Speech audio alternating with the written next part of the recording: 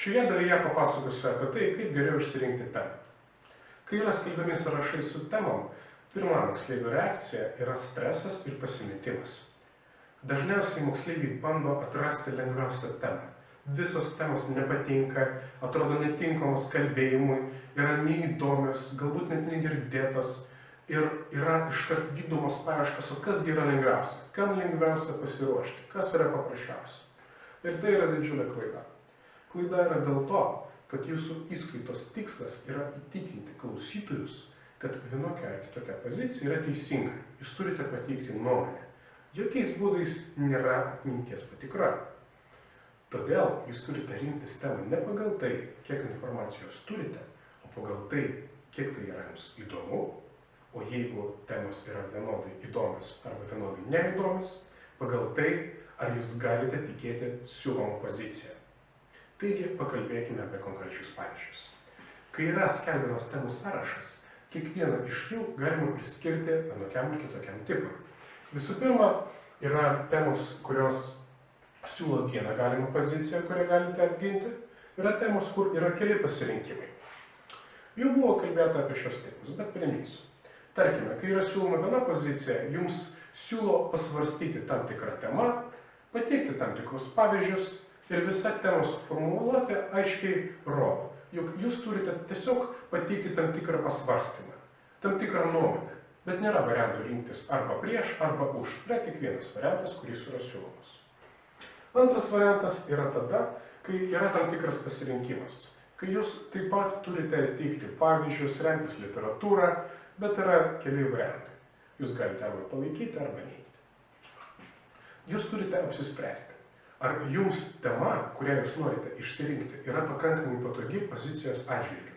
Nes jeigu jūs netikėsite to, ką norite sakyti, ir pasiruošimas bus labai prastas ir sudėtingas, ir pats kalbos pristatymas. Visiškai garantuotai. Antras dalykas. Taigi, tema gali būti arba siaura, arba plati. Ką tai reiškia? Visiškai nepriklausomai nuo to, ar yra galima viena pozicija, ar yra galimos dvi skirtingos pozicijos, tema gali būti arba laisva interpretacijai, arba ne.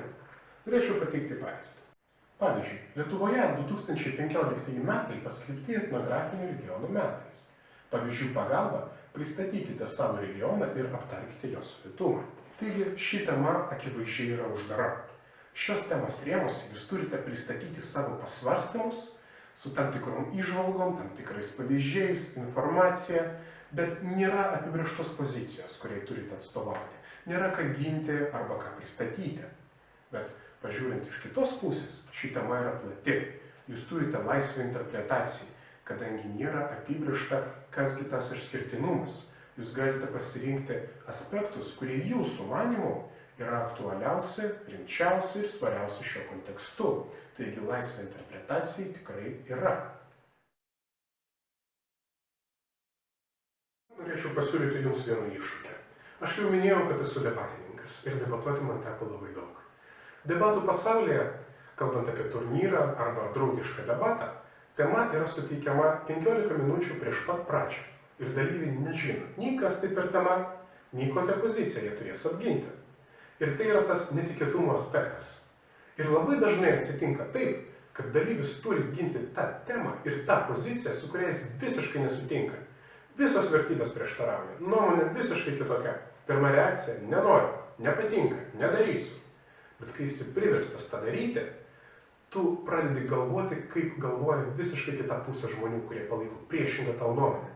Tu pradedi suprasti jų argumentaciją, pradedi suprasti jų vertybės, tau pasidaro įdomu, tu geriau suvoki pačią temą.